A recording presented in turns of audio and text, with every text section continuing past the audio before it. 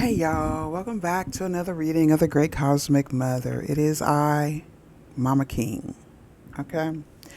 The Gynandrous Great Mother. Okay. Gynandrous. In truth, Western Christianity's stereotypes of weak femininity and strong masculinity are among the most extreme in history. Many of these sex role traits originated among the privileged classes, the only people who could afford passive and dependent women, and for whom a bored and indulgent lifestyle made sex role playing an amusement. Bound feet among the wives of wealthy Chinese men of the past served the same aesthetic and entertainment function and were a sign of privilege. So, in the modern West, with its relative economic abundance, many strict sex role traits, once indigenous to the wealthy, have been passed on via the media to the masses. So, we see female office workers tottering to the job on spiky high heeled shoes. Such shoes were once worn only by royalty, by courtiers and their ladies, and were originally devised to be worn by sacred priests to keep their mana from escaping into the ground. One thing democracy does is spread the silliness around. Unfortunately, with many of the silliest sex roles, people tend to forget their origin and culture and class and believe they have come directly from nature or from God. We see the silliness of customs enforced with humorless severity and sometimes the most punitive laws. So, extremely sex based roles are the product of rigid heterosexuality, intellectual dualism, and a labor exploitative culture. They didn't exist in earlier societies, and many of the sex customs that did exist were just the reverse of ours. For example, among hunting and gathering people worldwide, the home is not only the property of the woman, but is built by her, and if it's portable, carried around on her back when she moves. Among traditional Chinese, the women wore pants, men wore skirts. Among people with Kuvade customs, the women usually give birth in relative ease, while their husbands writhe and howl and grind their teeth. And among the still pagan 12th century Irish, to the horror of their chronicler, I can't say this name, Giraldius Cambrensis. Okay. It was the females who pissed standing up while the males squatted. With sex roles and customs, it is very hard to make an absolute statement. Women always do this. Men exclusively do that without having it immediately contradicted by some culture, some place, at some time. Indeed, the further back one goes in time, the more bisexual or gynandrous is the Great Mother. As Charlotte Wolfe says in Love Between Women, perhaps the present day lesbian woman is the closest in character to ancient women, with their fierce insistence on strength, independence, and integrity of consciousness.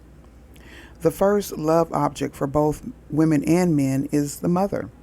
But in patriarchy, the son has to reject the mother to be able to dominate the wife as a real man.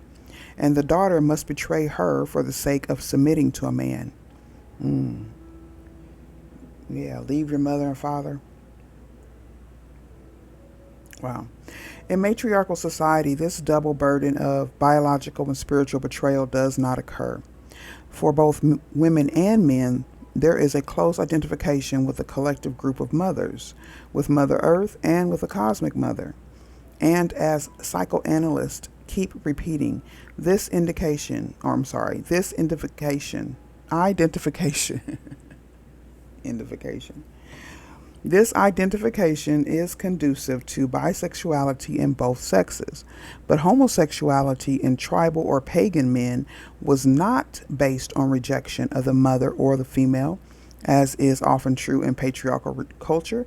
Rather, it was based on brother love, brother affinity, as sons of the mother. And lesbians lesbianism among women was not based on a fear and rejection of men, but on the daughter's desire to reestablish union with the mother and with her own femaleness. The collective of mothers identified with by both daughters and sons was made up of strong, creative, productive, sexually free, and visionary women. And so the ideal of womanliness for both sexes was not the enforced and mindless submissiveness of the oppressed, as it is in patriarchal culture. In many of the most ancient images of the goddess, she is shown with both breast and phallus as hermaphroditic, e.g., bearded Ishtar. Help me, Lord. Okay. Bearded Ishtar, divine bisexuality, stressed her absolute power, especially over her own sexuality, which was as spiritual as well as an emotional, physical expression. Male shamans in many primal cultures wore women's clothes and lived like women, often in homosexual relationships. The Neolithic goddess was served in her temples by bisexual or lesbian priestesses and by bisexual or homosexual priests. In the disorder of the late Neolithic, in the transition from matriarchy to patriarchy, eunuch priests served her, men who had castrated themselves in a orgiastic identification with the goddess. One branch of the Essenes, the Semitic sect with which Jesus was later associated in Qumran on the Dead Sea, served as eunuch priest in the temple of Artemis at Ephesus on the west coast of Turkey. With what we know of this period, men were freely under extreme pressure to identify either with the ancient Great Mother or with the militant new male gods. And devotion on both sides went to the extremes because such acts had become politicized with the rise of patriarchal misogyny, a fantasizing sex phobia in the world, in the world.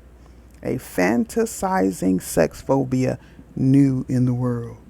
Creative women and men in all ages have found rigid heterosexuality in conflict with being fully alive and aware on all levels, sexual, psychic, and spiritual, because it is a mental and emotional limitation as well as a physical one.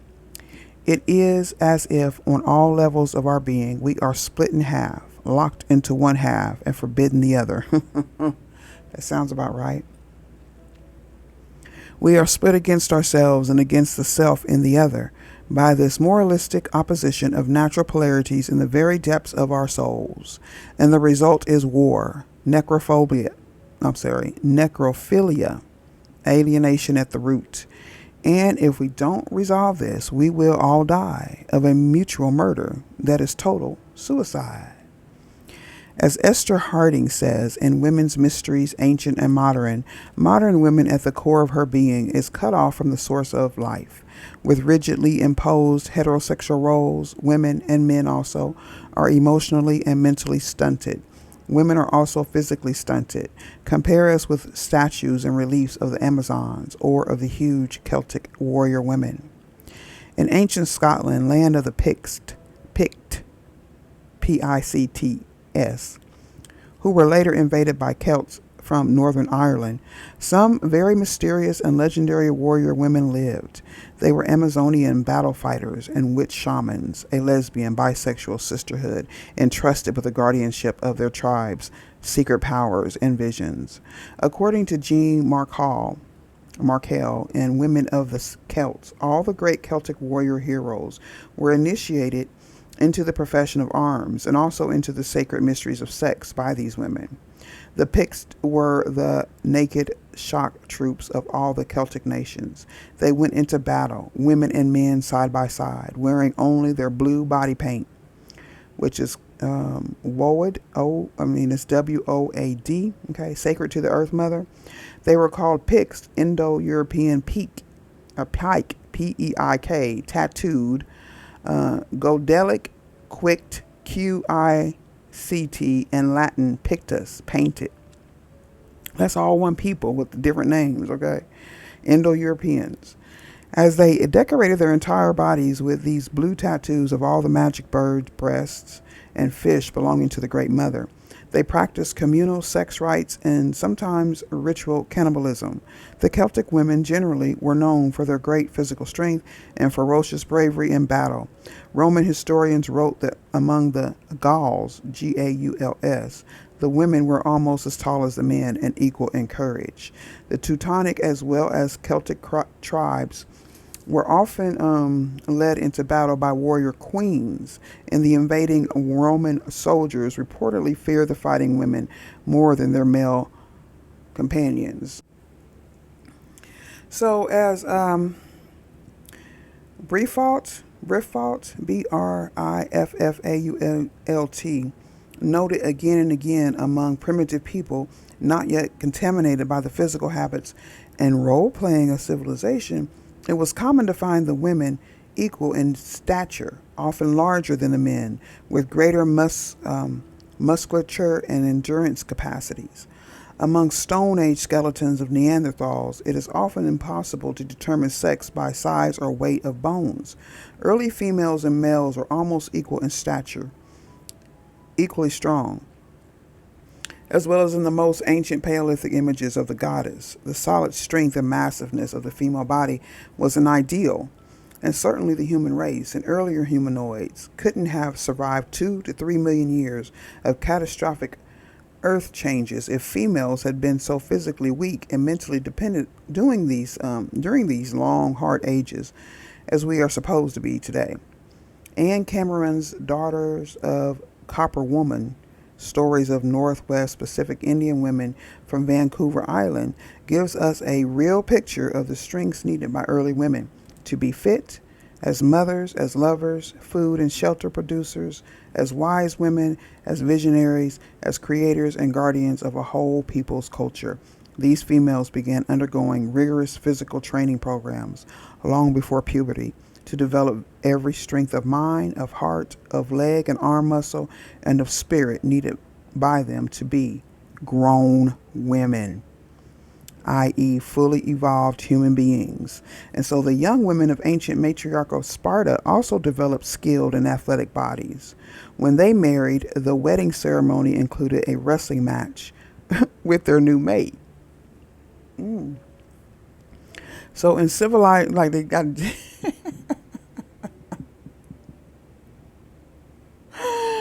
That's like being jumped in, okay? Because marriage is like a gang. It's like a bond, okay? A bondage. You're stuck, right? Jumping in, getting jumped in. You got to show your loyalty by getting beat up. All right. Let me stop, okay? So in civilized patriarchal society, on the other hand, a physically undeveloped, lobotomized, and desexualized woman can live what is called a normal life. Here are the memorable thoughts of the psychosurgeons. Let me read that part again. In civilized, and this in quotes, the word civilized, patriarchal society, on the other hand, a physically undeveloped, lobotomized, and desexualized woman can live what is called a normal life. Here are the memorable thoughts of the psychosurgeons. Lobotomized women make good housekeepers. It is more socially acceptable to lobotomize women than men because creativity, which the operation totally destroys, is in this society an expendable nullity in women. So they don't want women to be creative, clearly, even though it's a natural thing. All right, so there is no such thing as a partial liberation. No one can be economically free while sexually repressed and bifurcated. No one can be sexually liberated while an economic slave. No one can enjoy the mental freedom while the body's labor and sexuality are exploited and conditioned by oppression. And if we pretend that we can free our spirits while the bodies, minds, and emotions of humanity are still straitened by biophobic and exploitive sexual, social, and economic ideologies, we delude ourselves. Freedom is all or nothing, and there is no freedom for males of any class or color or ethnic group, while the female remains unfree. Ancient bisexual women was inventor, oh, I say woman. Ancient bisexual woman was inventor, scientist, builder, artist, healer, producer of craft and culture, shaman, ecstatic visionary, warrior, and leader. And so is today, too. Okay? Some of us. This is our total potential. When our life energies are not divided against themselves and against us, blocked and distorted by cultural and religious stereotypes. This is just the beginning of our potential. When our energies are able to flow out freely to create the world as symbolized by the self-sustaining power of the Gynandrous Great Mother. Thank you for liking, subscribing, hitting the notification bell. I appreciate y'all's time and energy. And the support of listening to my readings of the Great Cosmic Mother. I really do appreciate it. And I appreciate all the positive comments, okay? Hope I said that correctly. I adore y'all. I'll be back later. Love you. Bye.